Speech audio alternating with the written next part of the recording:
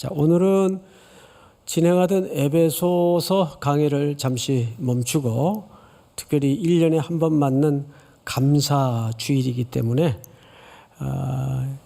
누가 질문을 하더라고요.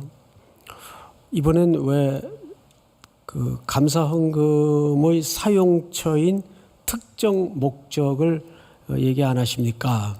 예, 얘기 안 한다고 특정 목적이 없는 건 아니에요.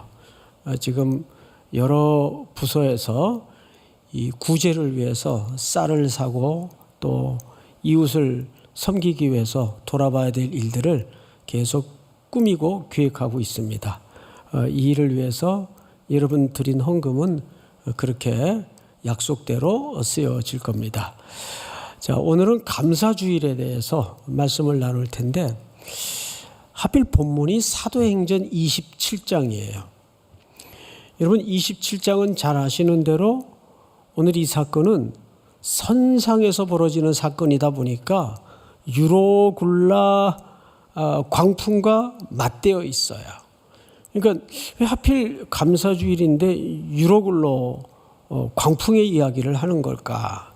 그 의미를 좀 찾아서 우리 27장 전체를 슬쩍슬쩍 한번 스케치하듯 찾아가 보도록 하죠. 1절을 볼까요?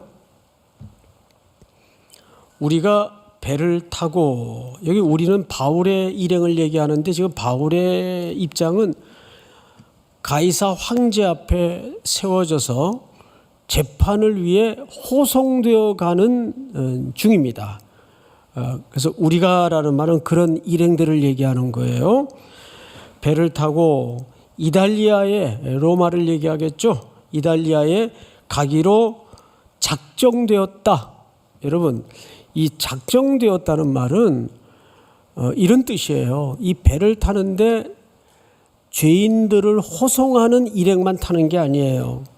여기에는 상인들도 타고 군인들도 타고 공무원들도 타고 여러 직종의 사람들이 또 여행객도 탔겠죠. 그러다 보니까 이 배의 입항과 출항을 결정하는 일은 바울의 일행의 것만으로 작정이 될 수가 없어요. 그래서 어쨌든 어떤 목적으로 탔던 그 배가 출항하기로 합의에 의해서 결정이 된 겁니다. 이게 뭐 그렇게 중요할까? 예, 중요해요. 왜냐하면 제가 요즘 에스더서를 저녁마다 강의하면서 이런 표현을 여러분들에게 자주 썼었죠. 인생은 능동태가 아니라 수동태다. 수동태다. 왜냐하면 우리가 뭘 도모하고 계획하고 열심히 살아가는 것 같지만 그 배후에는 하나님의 오묘하고 전능하신 경영의 손길이 반드시 있다는 것을 우리가 보는 거죠. 특별히 에스더서를 통해서. 궁금하시면 저녁 예배에 나오세요. 저녁 예배. 어쨌든 여기 작정되었다는 말은 그런 의미입니다. 바울의 의지와 상관없이 이제 출항할 날이 결정이 된 거예요. 자, 그 다음에 볼까요? 바울과 다른 죄수 몇 사람을, 그러니까 죄수들이 바울만 있었던 게 아니었네요. 여러 죄수들이 함께 이제 끌려가는 길인 모양이에요. 아구스도 대의 백부장, 이 아구스도 대라는 말은 황제의 군대라는 뜻이에요. 황제 이름이죠. 황제의 군대, 백부장 율리오라는 사람이 등장을 합니다. 이 사람에게 맡겨져요. 아시아 해변 각처로 가려 하는 아드라무테노 배에 우리가 올라 항해할새 마게도니아의 데살로니가 사람 아리스다고도 함께 하니라. 우선 여기에서 이 배는 작은 배입니다. 그러니까 이 배는 이렇게 수면이 낮은 곳에만 주로 이렇게 운항하는 그런 소규모의 배예요. 근데 이때 누가 같이 올라타냐 하면 여기 아리스다고도 같이 탔다 그랬어요. 아리스다고. 이 사람은 여러분 꼭 기억해 두어야 될 사람인데 굉장히 독특한 사람이에요. 이 사람은 꼭 성경에서 어떤 현장에서 등장하냐면 공통점이 바울이 갇혔을 때, 어려운 일에 처했을 때, 쫓겨다닐 때, 이때 꼭 아리스다고가 등장을 해요.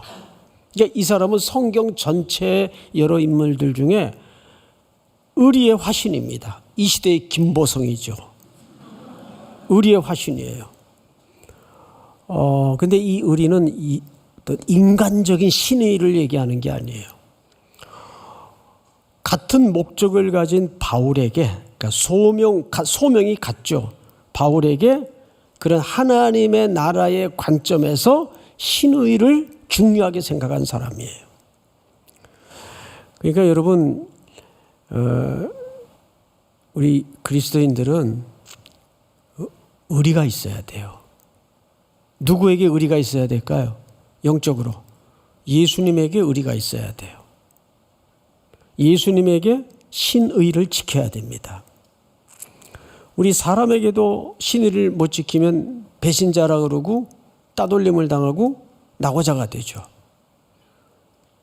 그런데 이 아리스다고는 그렇게 바울이 갇히거나 굶거나 힘들 때마다, 즉 이 길이 어떤 길입니까?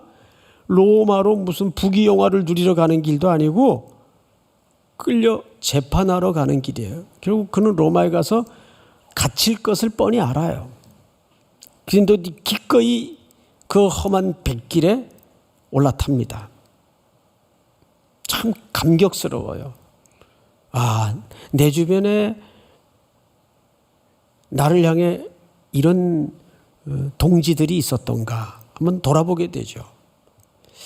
그 다음에 성경을 좀 보십시다.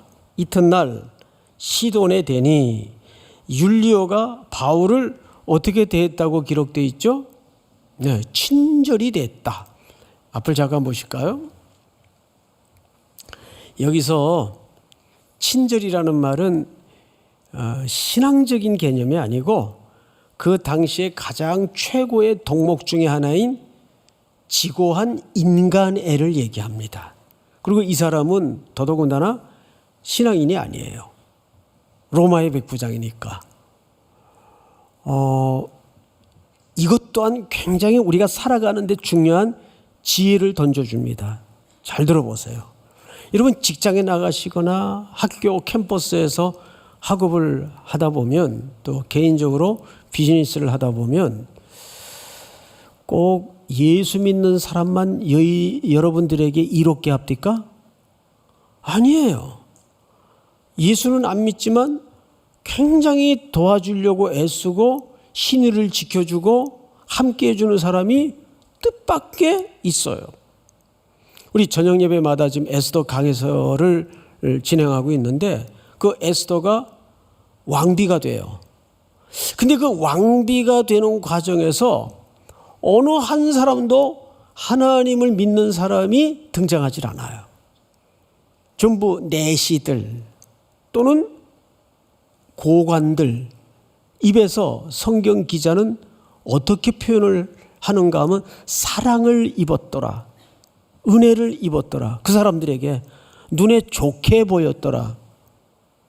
그러니까 우리가 살아가는데 꼭 그리스도인들만 내 생명과 유익을 위해서 하나님이 사용하는 게 아니에요. 그래서 우리는 믿는 자이든지 더더군다나 믿지 않는 자이든지 선대해야 될 필요가 있습니다. 물론 예수 믿는 사람끼리 잘 지내는 것은 더할 나위 없고 그건 말할 필요가 없어요. 그러나 나랑 신앙적 이해가 달라도 그 사람들을 배척하거나 그 사람들을 경멸해서는 안 됩니다. 하나님은 이 우주 만물의 주권자이기 때문에 이 모든 총체적인 세상의 요소들을 통해서 여러분들을 함께 해주시고 도와주신단 말이에요. 여러분 그 사실을 인정하셔야 됩니다. 믿습니까? 율리오라는 사람이 친절하게 대해요. 자, 그 다음에 성경을 좀 보십시다. 4절. 또 거기서 우리가 떠나다가 맞바람을 피하여 구부로 해안을 의지하고 항해하여, 이 항해가 지금 어떤 항해인가 하면 배가 작다 보니까 인천에서 출발해 가지고 군산항에 들렀다가 장항에 들렀다가 또 목포에 들렀다가 여수로 내려가서 부산에 가서 드디어 큰 배로 갈아타야 돼요. 그래야 그 거친 지중해를 통과해서 로마로 갈 수 있기 때문에 그래요. 이제 그 백기를 얘기하는 거예요. 아직은 배가 작은 배입니다. 자, 5절. 길리기아와 밤빌리아 바다를 건너 루기아의 무라시에 이르러 거기서 백부장이 이달리아로 가려 하는 알렉산드리아, 바로 이 배입니다. 배를 만나 우리를 오르게 하니 이제 큰 배로 갈아타게 되었어요. 우리 7절 한번 같이 읽읍시다. 시작. 배가 더디가 여러 날 만에 간신히 니노 맞은편에 이르러 풍세가 더 허락하지 아니하므로 살몬의 앞을 지나 그레데 해안을 바람막이로 항해하여 간신히 그 연안을 지나 미양이라는 곳에 이르니 라세아 시에서 가깝더라. 여러 날이 걸려 금시가는 절기, 이 금시가는 절기는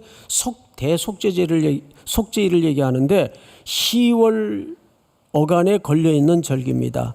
그러니까 지났다는 말은 시기적으로 10월 중순이거나 한 말쯤 됐어요. 그러니까 이쯤이라고 보면 좋아요. 근데 이쯤이면 뭘 앞에 두었겠죠? 10월 말경이면 이제 곧 뭐가 온다는 얘기예요? 겨울이 온다는 얘기예요. 그런데 겨울바다는 어마어마하게 험해요. 성경을 잘 보십시다. 여러 날이 걸려 금시가는 절기가 이미 지났으므로 항해하기가 위태로운지라 바울이 그들을 권하여, 지금부터 바울의 이야기입니다. 말하되 여러분이여, 내가 보니 이번 항해가 화물과 배만 아니라 우리의 생명에도 타격과 많은 손해를 끼치리이다 하되, 이제 고개를 들고 설명을 좀 들어보십시다. 지금 바울은 신분이 뭐죠? 이 배에서 여러 죄수 중에 늙고 이제 머리도 벗겨지고 이런 사람이에요. 게다가 죄수예요. 그런데 죄수 한 명이 일어나가지고 엉뚱한 얘기를 하는 거예요. 여기서 계속 항해를 감행하면 화물과 배와 여러분 생명에 큰 타격이 있을 겁니다. 궁금한 게 바울은 그 백기를 어떻게 잘 알았을까? 성경 전체의 기록을 다 뒤져보면 학자들의 연구 결과가 나와요. 바울은 1차, 2차, 3차 선교 여행을 통해서 이 백기를 무려 13번 이상을 오고 갔어요. 눈 감고도 이 백기는, 그리고 생리를 잘 아는 겁니다. 바울이. 그러니까 이거 시기적으로 이제 겨울이 앞에 있는데 이대로 배를 항해를 그냥 뒀다가는 큰일 나는데 하고 발언을 한 겁니다. 죄수 하나가. 그 말이 시가 막혔겠어요? 어림도 없죠. 바로 다음 절을 한번 볼까요? 11절 여러분 한번 읽어보십시다. 시작. 백부장이 선장과 선주의 말을 바울의 말보다 더 믿더라. 아멘. 이때는 백부장이 호송관에 위치해 있으니까 무슨 소리요? 그리고 선장과 선주들과 함께 배 안의 모든 사람들이 바울의 말을 무시하고 백부장과 선장과 선주의 말에 귀를 기울입니다. 자, 이게 무슨 논리인지 아세요, 여러분? 사실은 바울의 말을 무시한 것도 표면적으로는 이유가 되지만 진짜 이유가 이 속에 감춰져 있어요. 한겨울을 어느 낯선 항구에서 지내려고 생각해 보세요. 뭐가 소요될까요? 엄청난 경제적 손실이 눈에 뻔한 겁니다. 빨리 도착해서 장사하고 짐 풀고 뭔가를 해야 되는 사람들인데 하염없이 어느 낯선 항구에서 겨울을 난다고 생각해 보세요. 결국 이 논리 속에 교묘하게 감춰져 있는 것은 경제적인 손실입니다. 그런데 사람들은 바로 이 경제적인 손해이냐 아니냐로 모든 인생의 순간순간들을 판별한다는 데 문제가 있죠. 우리나라 근현대사의 크고 작은 사고를 보세요. 성수대교, 삼풍백화점, 얼마 전 광주에서 무너진 아파트, 이런 수백 명의 인명피해를 낸 사고 뒤에는 꼭 무슨 논리가 감춰져 있어요? 경제의 논리, 돈의 논리가 감춰져 있는 거예요. 지금 이 사람들도 선장과 선주의 말을 더 믿을 수밖에 없는 것은 신뢰라는 측면보다는 그래 거기 저기 도달 거기 그 기항에 있으면 그 식구들 먹여야지 재워야지 손실이 얼만데 빨리 하루라도 더 가서 짐 풀고 장사해야지. 어쩌면 세상 사람들의 시선에서는 당연한 결정인 것처럼 느껴질 수 있어요. 또 하나의 모든 사람들이 추구하는 논리가 감춰져 있습니다. 성경을 보십시다. 11절, 백부장이 선장과 선주의 말을 바울의 말보다 더 믿더라 그랬어요. 뭐가 이긴 거예요? 배 안에 갑작스럽게 여론이 형성되고 다수가 이긴 겁니다. 수의 논리가 이긴 겁니다. 정직하게 역사적으로 보면 다수가 늘 옳았나요? 예수님을 십자가에 못 박을 때에도 다수의 소리가 이겼어요. 바라바를 놓아주고 저 사람을 못 박으소서, 온 청중이 그렇게 예수님을 연호하고 환호하던 무리들이 하루아침에 마음들이 뒤집어져서 저렇게 무기력하게 십자가에 힘없이 죽어가는 저 죄수는 우리를 구원할 메시아일 수가 없어. 거기는 무슨 논리가 감춰져 있죠? 정치 논리와 힘의 논리가 감춰져 있는 거예요.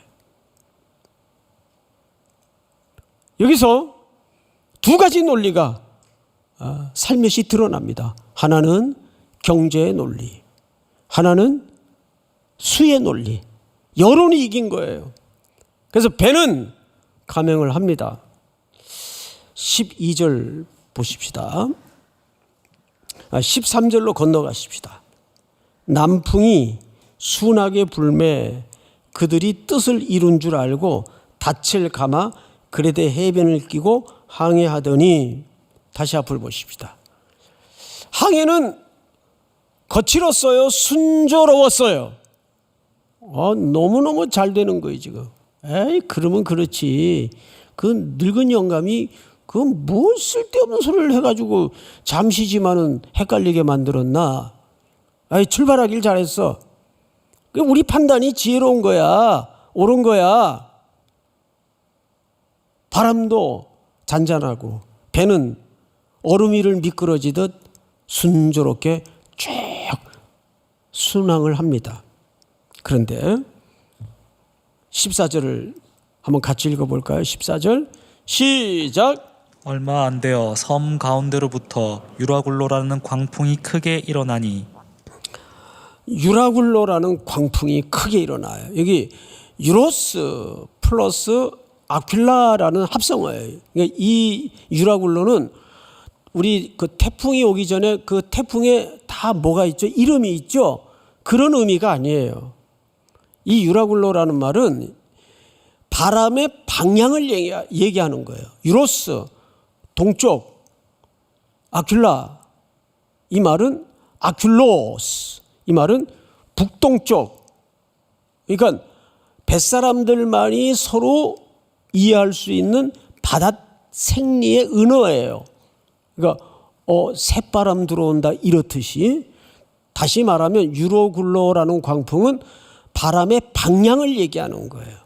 근데 이 북동쪽에서 불어오는 바람이 가장 거친 바람이에요. 어떻게 표현을 했는가 하면 광풍이라 그랬어요. 광풍은 태풍 이상의 세력입니다. 우리나라 역대 미친 태풍이 하나 있었어요. 혹시 여러분 이게 워낙 오래된 태풍인데 사하라 태풍이라고 들어보셨나요? 그 찾아보면 검색해 보면 그 규모가 얼마나 어마어마했던지 많은 집들이 부서지고 어마어마한 피해를 입었어요. 많은 사람들이 죽었어요. 그때 그런 유라굴로 광풍이 이제 배를 때린 겁니다. 어떻게 됐을까요? 이때부터 그 배 안에 탔던 사람들의 행동 거지를 우리가 유심히 볼 필요가 있어요. 어쩌면 이런 폭풍은 여러분들에게도 매일매일 들려지고 부닥쳐지는 인생의 시련들이고 험한 시간들일 겁니다. 자, 성경을 보십시다. 15절. 배가 밀려 바람을 맞추어 갈 수가 없어 가는 대로 어떻게 하다가 쫓겨가다가 또 나와요. 16절을 보세요. 가우다라 하는 작은 섬 아래로 지나 간신히 고루를 잡아 끌어올리고 줄을 가지고 선체를 둘러감고 스르디스, 이 모래톱을 얘기하는 거예요. 걸릴까 두려워하여 연장을 내리고 그냥 쫓겨가더니 가는 대로 쫓겨가다가 그냥 쫓겨가더니 27절. 열 나흘째 되는 날 밤에 우리가 아드리아 바다에서 이리저리 쫓겨가다가 모두 쫓겨가다가 몇 번 등장합니까? 3번 기록이 돼요. 그냥 쫓겨가다가 이리저리 쫓겨가다가 이 꼭 뭘 표현하는 것 같습니까? 놀랍게도 우리 인생의 국면을 정확하게 그려내고 있어요. 우리가 의도하고 계획하고 머리 짜고 노력하고 애써서 뭔가를 결정하는 것 같지만 그 이면에는 더 높으신 하나님의 경륜이 작용되고 있다는 걸 놓쳐서는 안 돼요. 어쩌면 대부분의 사람들이 쫓겨다녀요. 이 시대가 그래요. 이제 저만한 나이쯤 되는 아버지들이 어느 정도 이제 자기 직장에서 자리에도 올라가고 여유도 생겼는데 그럴수록 가슴 한켠이 공허가 밀려와요. 야, 이게 사는 건가? 내가 이루려고 그 수많은 잠 못 이루는 밤을 지냈던가? 정작 곁에는 아무도 남아있질 않아요. 왜? 평생 쫓겨다녔기 때문에. 남들이 열심히 좋은 직장 찾으니까 나도 떨어질세라 열심히 공부해서 머리 터지게 좋은 직장 잡았어요. 동료들 승진해야 되니까 나도 떨어질세라 또 열심히 공부해서 일해서 승진도 했어요. 왜 쫓겨다니는 인생이에요.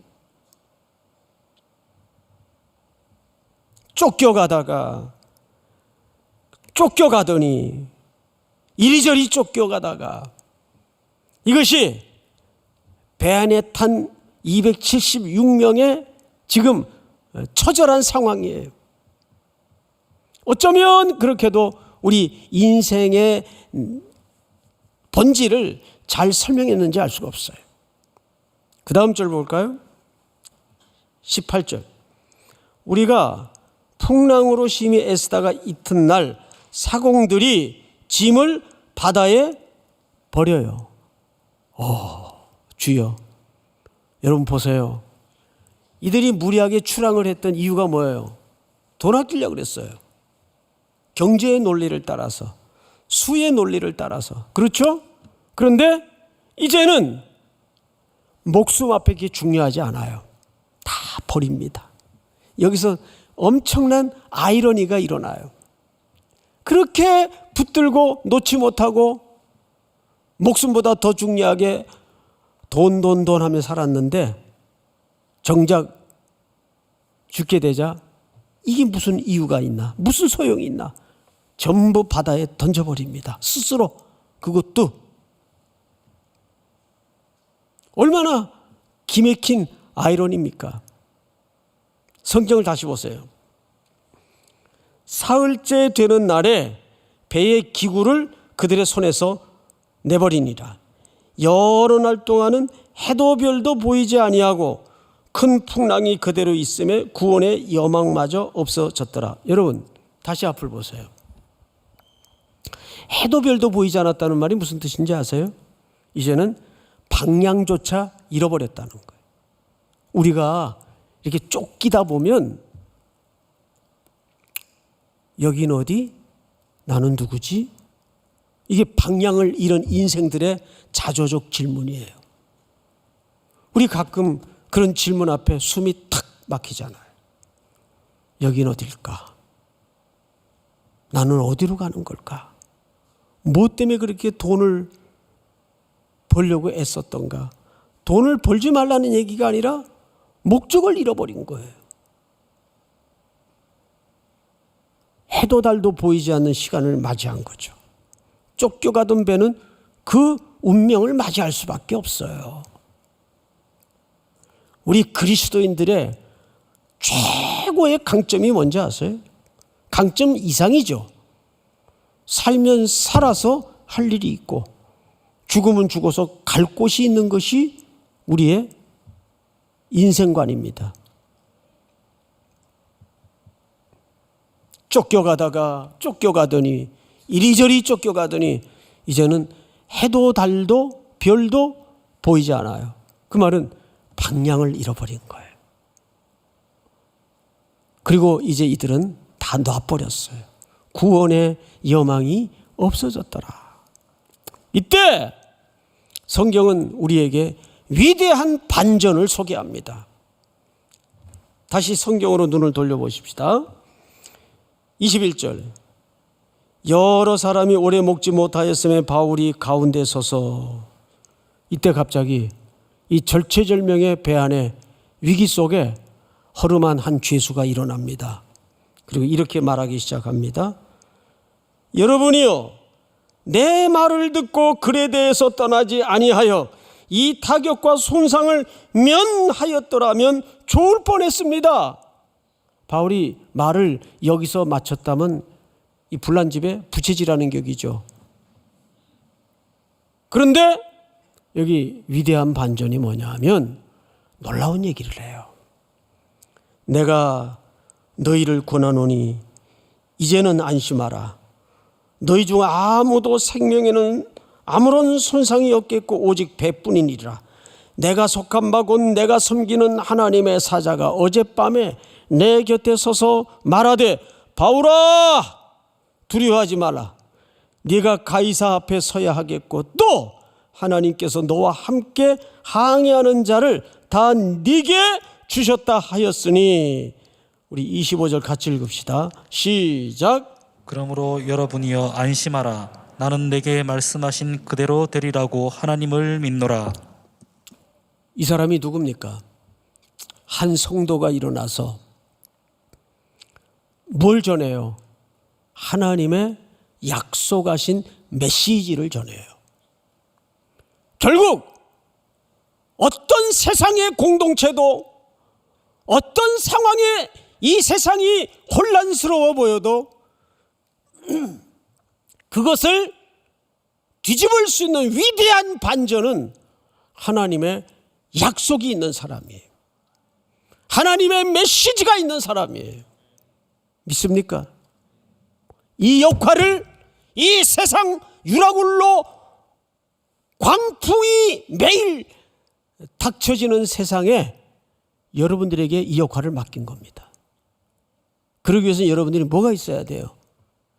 메시지가 있어야 돼요. 하나님이 여러분들에게 허락하신 그 약속이 있어야 돼요. 믿습니까? 배의 주도권은 완전히 한 사람, 약속을 붙들고 하나님의 메시지를 갖고 있는 성도에게 넘어갔습니다. 누구도 이 위기를 구원할 수 없어요. 누구도 이 위기를 해결할 수 없어요. 근데 바울 한 사람이 하나님의 약속을 붙들고 받은 메시지를 가지고 그 절망의 한가운데 서서 구원을 선포합니다. 27절, 열나흘째 되던 날 밤에 우리가 아드리아 바다에서 이리저리 쫓겨가다가 자정쯤 되어 사공들이 어느 육지에 가까워지는 줄을 짐작하고 물을 재어보니 20길이 되고 조금 가다가 다시 재니 15길이라 점점 육지가 가까워지고 있다는 말이죠. 근데 암초에 걸릴까 하여 고물로 닷넷을 내리고 날이 새기를 고대하니라. 사공들이 도망하고자 하여 이물에서 닻을 내리는 채하고 거룻배를 바다에 내려놓거늘. 이 무슨 얘기냐 하면 사공들이 암초에 걸려가지고 배가 파손되면 죽을 것 같으니까 그 큰 배에 딸린 조그만 배들이 있어요. 달아놓고 다니죠. 그게 거룻배예요. 그건 큰 배와 육지 사이를 이동해주는 조그만 배입니다. 그거를 몰래 내려놔요. 바다 밑으로.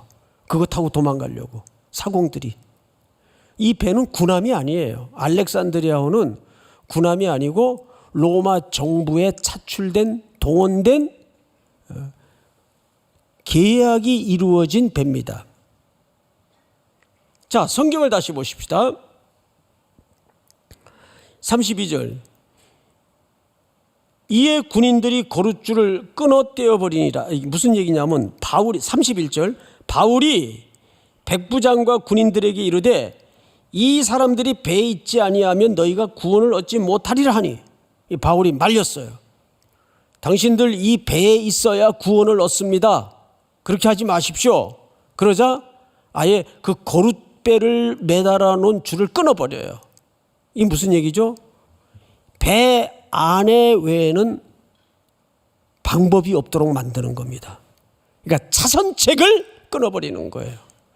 여러분, 기독 청년들은 예수만이 방법이고 길이어야지, 이렇게 안 되면, 기도가 안 되면 차선책을 두고 사는 사람들이 되어서는 안 돼요. 내 인생의 사전에 차선책은 없더라. 여러분 믿으십니까? 예? 오늘 다 카톡 프로필을 바꾸세요. 차선책은 없다. 오직 예수만이 방법이다. 거룻배를 다 끊어버려요. 성경을 다시 보십시다. 32절, 이에 군인들이 거룻줄을 끊어 떼어버리니라. 날이 새어 가매 바울이 여러 사람에게 음식 먹기를 권하여 이르되 너희가 기다리고 기다리며 먹지 못하고 줄인 지가 오늘까지 열나흘이에요. 2주 동안 굶었다는 얘기예요. 자, 그러면 앞을 보세요. 지금 배 안의 풍경이 살벌했겠어요? 평온했겠어요? 살벌한 거죠. 거의 폭동이 일어나기 직전이었을 거예요. 배는 고프죠. 그치지 않는 파도에 밑에 뭐까지 다 올라온다 그러죠? 똥물까지 다 올라왔을 거예요. 널브러져 있는 사람, 병들어 있는 사람, 줄여서 눈이 충혈된 사람, 얼마나 276명이 저마다 목적지가, 그리고 이 배를 탄 목적이 달랐기 때문에 얼마나 신경이 곤두서 있었겠어요. 어느 놈 한번 건드리기만 해봐라. 뭔가 이게 터질 듯한 위기 속에 이제 드디어 이 배 안에 모든 주도권을 허락받은 사도 바울이 이런 얘기를 합니다. 34절, 음식 먹기를 권하니 이것이 너희의 구원을 위하는 것이요 너희 중 머리카락 하나도 잃을 자가 없으리라고 떡을 가져다가 모든 사람 앞에서 하나님께 뭐하고, 앞을 보세요, 축사하고 떼어 나눠주기 시작합니다. 이거 어디서 많이 보던 그림이죠. 오늘 감사주의를 맞아서 유라굴로 광풍의 이야기를 연결한 이유가 바로 여기 있어요. 배 안의 사람들은 지금 희망이 없어요. 어떤 구원의 방법이 없습니다. 그런데 바울이 떡을 가지고 하나님을 향하여 뭐 했다고요? 축사. 이것이 여러분 바로 성찬식의 원형이에요. 누가복음 9장을 한번 띄워보십시다. 여러분 한번 같이 읽어보세요. 시작. 예수께서 떡 5개와 물고기 2마리를 가지사 하늘을 우러러 축사하시고 떼어 제자들에게 주어 무리에게 나누어 주게 하시니. 이 말은 9장은 빈들에 해는 떨어지고 길은 멀고 아무것도 먹을 게 없어요. 수많은 사람들이. 그러자 어린아이 하나가 도시락을 내놓자 예수님이 그걸로 떼어 나누어 주기 시작합니다. 근데 본문을 잘 보세요. 2마리를 가지사 하늘을 우러러 축사하시고, 이 축사라는 말이 유카리스테오, 이게 무슨 말과 동의어인가 하면 감사라는 말과 동의어예요. 감사하시고 떼어라는 클라우라는 말은 으깨어 찢어지다. 으깨어 찢어지다. 예수님의 죽음과 생명 대신 살을 얘기하는 거예요. 그리고 그걸 누구에게 줬어요? 제자들에게 줬어요. 제자들에게. 제자들은 오늘날 뭐의 공동체입니까? 교회 공동체예요. 원형이에요. 그리고 예수님이 너희가 먹을 것을 주어라. 그래서 교회는 그런 차원에서 어느 곳에 서든지 그런 허기지고 굶주려 있는 내 이웃들을 향해서 뭐 해야 될까요? 항상 먹여야 돼요. 이번 여러분들이 드린 헌금은 그렇게 이웃들을 먹이는데 소용될 거예요. 왜 그것이 중요한지 아세요? 여러분, 이 현장, 누가복음 9장의 현장은 성찬식의 현장이 아니에요. 그냥 굶주린 자들을 예수님이 들판에서 환대하기 위한 현장이었어요. 근데 나중에 예수님 십자가 지기 전 하루 전에 24장을 넘겨보면 이렇게 바뀝니다. 그들과 함께 음식 잡수실 때에 떡을 가지사 축사하시고 떼어 그들에게 주시니, 예수님이 친히 제정하신 딱 유일한 하나의 제도가 성찬제도입니다.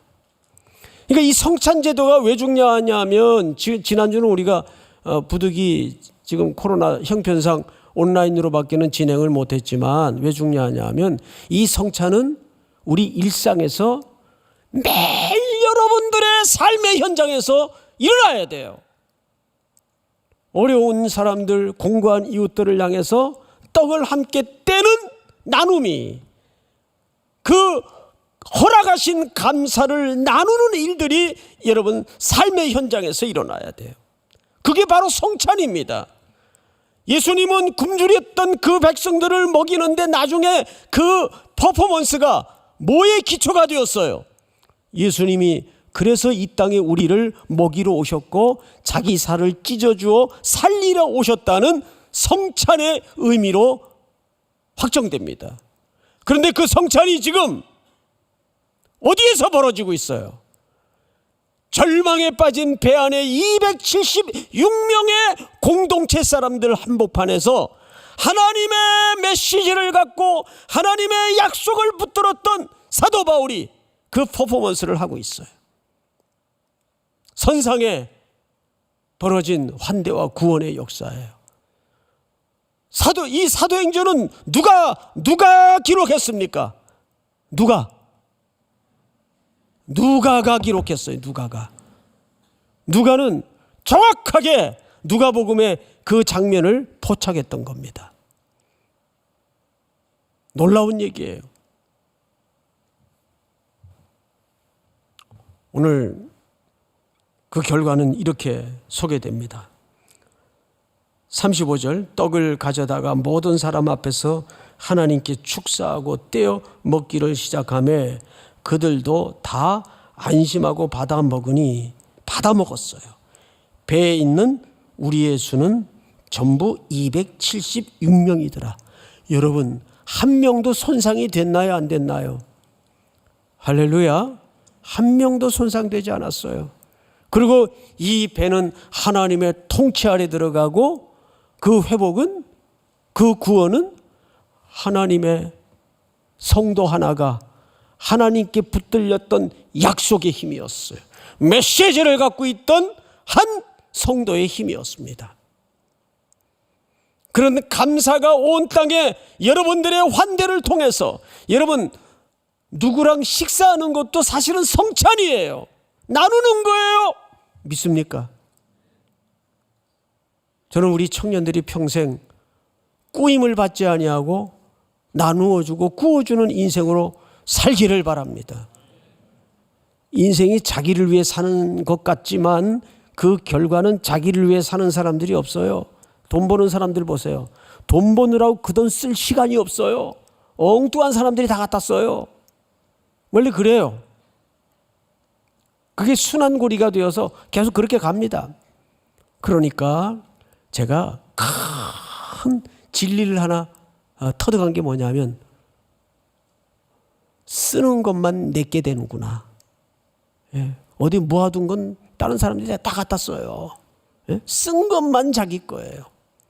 그러니까 여러분, 우리가 장래를 위해서 저축하고 아끼는 것도 중요하죠. 그러나 이 땅에 나눔을 위해서, 그 나눈 잡채가 뭐 하는 거라고요? 클라우, 떼어주는 거예요. 예수님이 살을 찢어 우리를 주었듯이, 그래서 우리를 살렸듯이 떼어주는 거예요. 그것이 우리의 삶의 일관된 순종의 패턴이어야 됩니다. 이번 감사주일은 그런 은혜가 계속해서 여러분 모든 일상에서 흘러가기를 주의 이름으로 축원하고 축복합니다. 다 일어나십시다.